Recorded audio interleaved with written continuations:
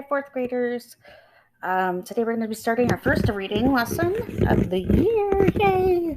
So, what we want to talk about today, what we want to focus on today is that to grow solid, grounded ideas, people need to read intensely, aware that everything counts. They often reread to see more and notice more. Readers use all of their brain power and strategies to pay attention to what they're reading.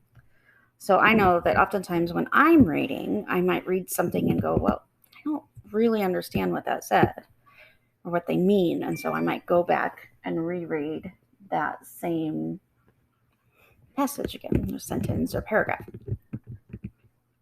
So, some ways to make sure you are reading intensely to grow ideas are to find a book that you want to read. First, you need to make sure that you're interested in it. You may not want to read a book that you're not interested in intensely. So, if you're interested in it, of course, you're more likely to want to understand what's happening in the story. You also might note important things to talk about later. So some of these things, examples might be is that it's confusing. Like I talked about when I often reread because something is confusing, and I want to make it make sense. Or maybe there's like a clue for something. I'm like, oh, I remember them saying something about that, and I might go back to the beginning or to earlier in the book to see if I can figure something out. It might be surprising, and it might make you realize something.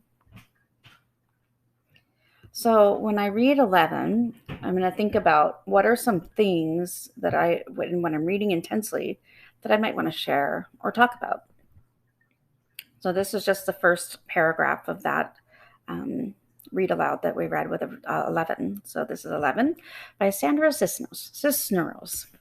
What they don't understand about birthdays and what they never tell you is that when you're 11, you're also 10, 9, 8, 7, 6, 5, and 4, and 3, and 2, and 1. And when you wake up on your 11th birthday, you expect to feel 11, but you don't. You open your eyes and everything's just like yesterday, only it's today, and you don't feel 11 at all. You feel like you're still 10 and you are underneath the year that makes you 11. So when I was first reading this, I was like, looked at that first sentence. I thought, wow, so what they don't understand about birthdays and what they never tell you is that you're 11. You're also 10 and 9 and 8 and 7 and 6 and 5 and 4 and 3 and 2 and 1. And that just makes me think, how can you be all those things at the same time? You're really 11. So how would I be 2?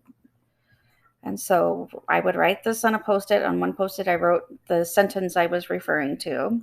And then on the other post-it, I wrote, it's surprising. How can I be all those ages at once?